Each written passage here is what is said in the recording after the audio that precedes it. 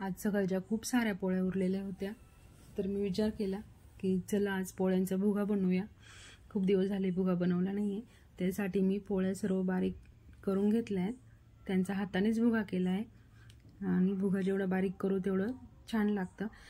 कढईमध्ये मी तेल टाकलं 2 चमचे, त्याच्यामध्ये जिरे मोहरी टाकली आहे आणि याच्यामध्ये मी 2 कांदे बारीक कापून घेतले। तो कांदा टाकते मी। कांदा छान परतून घ्यायचा गुलाबी रंग येईपर्यंत आणि कांदा शक्य असेल तेवढा बारीक चिरून घ्यायचा आहे।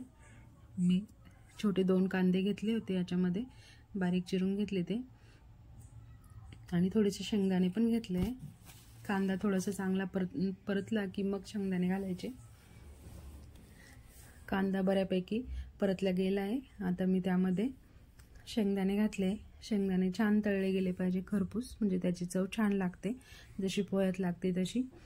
आणि आता याच्यामध्ये मी हळद टाकली आहे आणि मिरची टाकली आहे। या मिरचीमध्ये मी मीठ, मिरची, लसूण आणि शेंगदाणे घालून ती मिरची बनवलेली आहे, तर मी तीच मिरची वापरली। याच्यामध्ये छान मिक्स करून घ्यायचं आणि आता भुगा टाकून द्यायचा।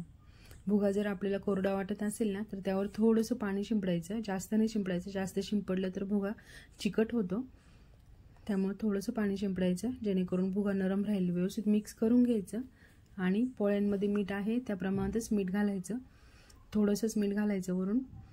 तर मी मीठ घातलंय, चांगलं मिक्स करून घेते। हे बघा आपला भुगा बनवून रेडी आहे।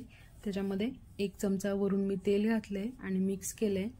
तेल घातल्यानंतर छान मिक्स करायचं आणि एक वाफ येऊ द्यायची। चला इकडे वाफ येते तोपर्यंत मी याच्यासोबत खायला कढी बनवते, किंवा आपण फोडणीचं ताक पण म्हणू शकतो किंवा साधी कढी पण म्हणू शकतो।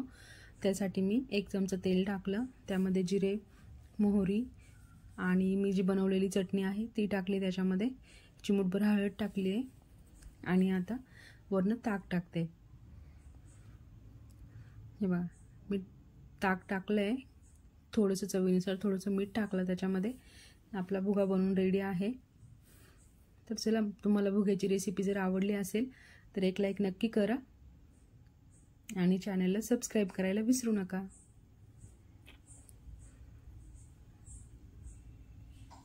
हे बघा ही कढी,